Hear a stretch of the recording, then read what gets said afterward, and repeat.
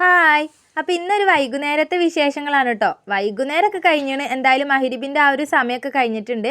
ഞാനിന്ന് രാവിലെ ഒന്ന് ബത്തേരി പോയിട്ടുണ്ടായിരുന്നു കേട്ടോ. പിന്നെ ഞാൻ വരുമ്പോൾ വൈകുന്നേരം ആയിട്ടുണ്ടായിരുന്നു. അതുകൊണ്ട് തന്നെ ഇപ്പോൾ ഒന്ന് ഉച്ചക്ക് ചോറും കറിയും കാര്യങ്ങളൊന്നും ഉണ്ടാക്കിയിട്ടില്ല. രാത്രിക്കേക്കുള്ളത് ഇപ്പോൾ ഞാൻ ആക്കണേ ഉള്ളൂ കേട്ടോ. വരുമ്പോൾ ചിക്കൻ വാങ്ങിയിട്ട് അതിന് വന്നിട്ടുണ്ടായിരുന്നത്.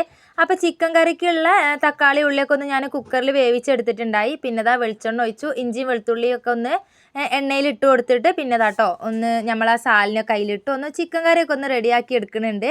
നാസിമോൻ അതിൻ്റെ ഇടയ്ക്ക് ഞാൻ ചെറുതായിട്ടൊന്ന് അടിക്കണം, നിങ്ങൾ കണ്ടിട്ടുണ്ടാവില്ലേ? ഇഞ്ചിയും വെളുത്തുള്ളിയൊക്കെ ചതച്ച് വെച്ചതേ എണ്ണയിൽ ഇടാനുള്ളത് എടുത്തിട്ട് ഓന് ആ കുക്കറിലേക്ക് ഇട്ട് വെച്ചു കേട്ടോ, മറ്റേ സാലിനേൻ്റെ കൂടെ. അപ്പോൾ അതിന് ചെറുതായിട്ടൊരു കൊട്ട് കൊടുത്തതാണ്. ഓന് പിന്നെ മേസിരിയാണ്. ഞാൻ എന്താണ് ഇവിടെ കാട്ടുന്നത്, എങ്ങനെയാണ് ഉണ്ടാക്കുന്നത് നോക്കാൻ എവിടെ ഞാൻ ഈ ഗ്യാസിൻ്റെ അടുത്ത് വന്ന അപ്പോൾ ഓനക്ക് അതിൻ്റെ മേലെ കയറി നിൽക്കണം കേട്ടോ.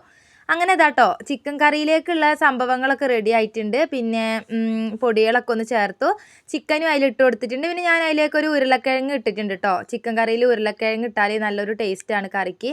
ചോറ് പിന്നെ ആക്കണില്ല, ഇക്ക വരുമ്പോൾ പൊറാട്ട കൊണ്ടുവരാമെന്ന് പറഞ്ഞിട്ടുണ്ടായിരുന്നു. അപ്പം ചിക്കൻ കറിയും പൊറാട്ടയും ആക്കാമെന്ന് വിചാരിച്ചിട്ടാണ് ഇന്ന്. അങ്ങനെ കറി അവിടെ വേവിക്കാൻ വെച്ചിട്ടുണ്ട്. നിച്ചുമോൾ ഇത് അവിടെ കുറച്ച് പണിയിലാണ് കേട്ടോ.